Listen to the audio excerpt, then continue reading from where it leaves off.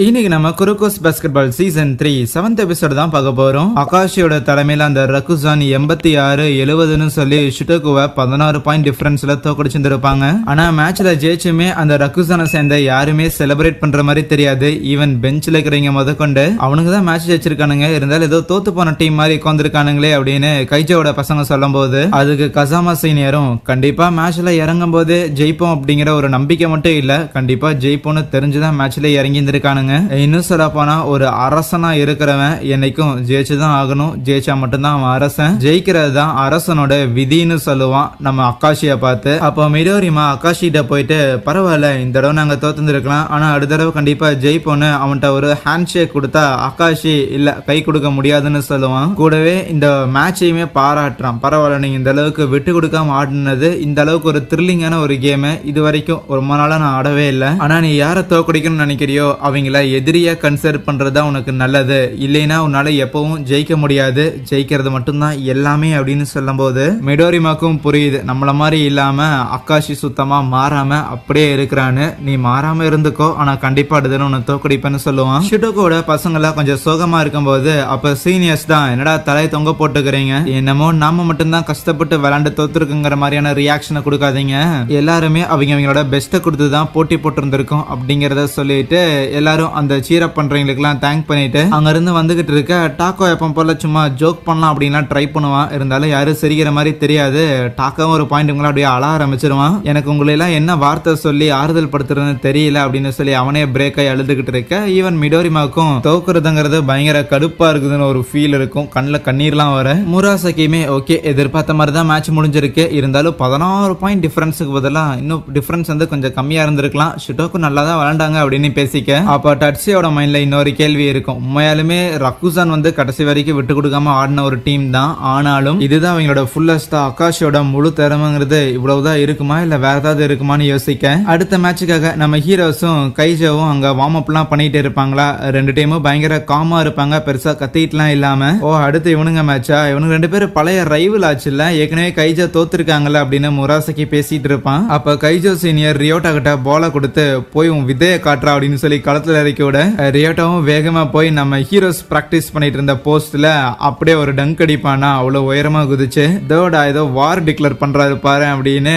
நம்ம கேப்டன் ஹியூகாவும் புலிக்குட்டி நீயும் களத்துல இறங்கடா அப்படின்னு நம்ம ககாமிட்ட பால கொடுக்க, ககாமி குரோக்கோட பாஸ் மூலமா ஏர்லயே வச்சு அங்க பாயிண்டையே ஸ்கோர் பண்ணி அந்த டிக்ளரேஷன் ஆஃப் வார் அக்செப்ட் பண்ணிக்கிற மாதிரி பண்றானுங்க. ரெண்டு பேரும் பயங்கர எக்ஸைட்டடா இருக்கிறாங்க. எல்லாரும் கோர்ட்டுக்கு வந்து பேசிட்டு இருக்கும்போது ரியோட்டாவும் ககாமி கிட்ட அப்படியே இந்த பழைய மேட்சோட ஆடி இருந்திருப்பானுங்கல்ல, அந்த மேட்ச்ல ரியோட்டாவால ககாமி அண்ட் குரோக்கோட காம்போவை சுத்தமா எதிர்த்திருக்கவே முடியாது, அப்படிதான் அன்னைக்கு கைஜோட டீம் தோத்து போயிருந்திருக்கும். சோ அதை நினைச்சு நான் உண்மையாலுமே பயங்கர வருத்தப்படுறேன், அண்ட் அந்த ஒரு காரணத்துக்காகவே உங்களுக்கு கண்டிப்பா இங்க நான் தோக்கடி பண்றான்னு சொல்லும்போது தோட ரொம்ப சாஃப்டான ஒருத்தனா மாறிட்டானோ அப்படிங்கிற மாதிரி ககாமி யோசிப்பான், ஏன்னா அவனோட டோனி அப்படிதான் இருக்கும். ஏன் குரோக்கு உனக்கு எக்ஸைட்டடா இல்லையான்னு கேட்டதுக்கு இல்ல நானும் எக்ஸைட்டடா தான் இருக்கிறேன், இருந்தாலும் எனக்கு நீ இதுக்கு முன்னாடி இருந்தீல அப்படி இருக்கும்போது எனக்கு உன்னை பிடிக்காதுன்னு சொல்லுவானா. ஏண்டடே நான் கேட்ட கேள்விக்கு இது பதில் இல்லையான்னு ரியோட்டா ஃபீல் பண்ணும்போது தான் குரோக்கோ எக்ஸ்பிளைன் பண்றான். மிடில் ஸ்கூல்ல இருக்கும்போது அகாஷி ஒன்ஸ் இந்த ஹயசாக்கி பையனை டீம்ல இருந்து தூக்கி விட்டதுக்கு அப்புறம் புது ஸ்டார்டிங் லைன் அப்ப அனௌன்ஸ் பண்ணியிருந்திருப்பான்,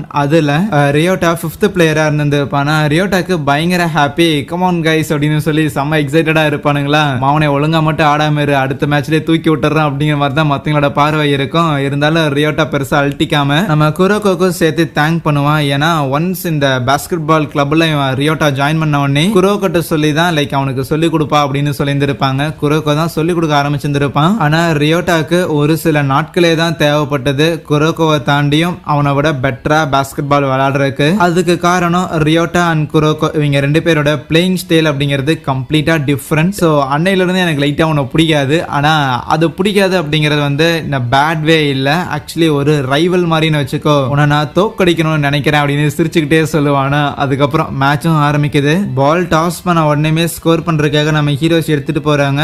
அப்பதான் கோச் ரீகோ சொன்ன விஷயம் ஞாபகம் வருது, என்னன்னா ஆரம்பிக்கும் போதே மேட்ச் ஆரம்பிக்கும் போதே முடிஞ்ச அளவுக்கு எவ்வளவு பாயிண்ட் ஸ்கோர் பண்ணமோ அது எல்லாத்தையும் பண்ணிடணும் அப்படின்னு சொல்லியிருந்திருப்பாங்க. ஏன்னா ரியோட்டாவோட இந்த காப்பி பண்ற ஸ்கில் இவங்க ஆரம்பிக்கும் போது எப்படி இருந்துச்சோ அப்படி இப்ப இல்ல, ஜெனரேஷன்ஸ் ஆஃப் மிராக்கிள் இருக்கிற பிளேயர்ஸோட ஸ்கில்ஸ் கூட காப்பி பண்ற அளவுக்கு பயங்கரமா இம்ப்ரூவ் ஆயிருந்திருக்கான். சோ அப்படி இருக்கும்போது கண்டிப்பா அதை அவன் கடைசி நிமிஷத்துல யூஸ் பண்றதுக்காக தான் அந்த மொத்த எனர்ஜியை சேவ் பண்ணி வச்சிருந்திருப்பான். ஆனா ஒன்ஸ் அவன் அதை எல்லாத்தையும் பயன்படுத்த ஆரம்பிச்சான் அப்படின்னா நிறைய பாயிண்ட்ஸை தொடர்ந்து ஸ்கோர் பண்ணிடுவான். ஆகையால் ஆல்ரெடி ஒரு பெரிய லீட் ஒன்று எடுத்து வச்சிருந்திருக்கணும். ஆரம்பிக்கும் போது ஸ்கோர் பண்ணணும்னு நம்ம குரோக்கோ தான் அங்க எஸ்கேப் ஆகி பாயிண்ட்டை ஸ்கோர் பண்றானா, பாயிண்ட் எடுத்தாச்சு டிஃபென்ஸ் போகலான்னு யோசிக்கும் போது ரியோட்டா அங்க பாயிண்ட்டை ஸ்கோர் பண்றான் மிடோரிமா ஸ்டைல்ல. அதை யாருமே எதிர்பார்க்கல. மேட்ச் ஆரம்பிக்கும் போது ரியோட்டா அவனோட ஃபுல் பொட்டன்ஷியலை யூஸ் பண்ணுவான்னு. ஈவன் ரியோட்டா கூட ஏண்டா ககாமி யாருப்பா சாஃப்டா இருக்கிறாங்கன்னு சொல்ல ககாமிக்கு பயங்கர ஜாலியாக ஆரம்பிக்கும். அதுக்கப்புறம் கியோசி சீனியர் டங்க் அடிக்க போனா தடுக்க வந்துருவானுங்க. உடனே ஒரு பாச போட்டு கேப்டன் ஹியூகா ஷூட் பண்ணா அதை உள்ள போந்து ரியோட்டா தடுக்கிறான். ரியோட்டாவோட இந்த பிளாக்குங்கிறது லிட்டரலாவே அந்த முராசக்கியை எதிர்த்து ஆடுற மாதிரியான ஒரு உணர்வை ஏற்படுத்துதுங்கன்னு கேப்டன் ஹியூகா நினைக்கிறாரு. தட்டி விட்ட பால கசாமா சீனியர் பிடிக்க மறுபடியும் ரியோட்டாக்கு பாஸ் பண்ணா ரியோட்டாவை தடுக்கிறதுக்காக கியோசி சீனியர் முயற்சி பண்றாரு. ஆனா அவமனே மாதிரி பயங்கர ஃப்ரீ ஸ்டைல் அவன் ஆட ஆரம்பிக்கிறான். மிடோரிமா மாதிரியான ஒரு ஷூட், அவமனே மாதிரியான ஒரு பிளேயிங் ஸ்டைல் என்னடா பண்றான் அப்படின்னு சொல்லி எல்லாரும் ஆச்சரியமான.